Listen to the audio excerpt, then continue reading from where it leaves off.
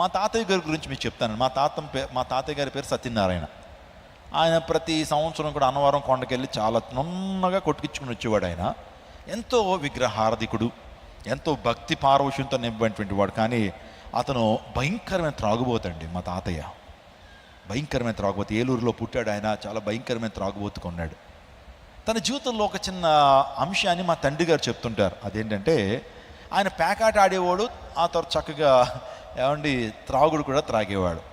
ఏ రోజైతే పేకాటలో డబ్బు వచ్చిందో ఆ రోజు సంతోషం అండి. గెంతులు వేసుకుంటూ ఇంటికి వచ్చేవాడట. త్రాగేసి రోడ్డు మీద డ్యాన్స్. డబ్బులు వచ్చినప్పుడు ఆనందం. ఇంటికి వస్తున్నప్పుడు ఒక స్వీట్ తీసుకొచ్చేవాడు, జిలేబీ లాంటివి తీసుకొచ్చి ఎంతో ఆనందం. డబ్బులు వచ్చినప్పుడు ఎంతో ఆనందం. అప్పుడు మా తండ్రి గారు, మా అత్తయ్యలు, ఈరోజు నాన్నకి ఏమొచ్చింది?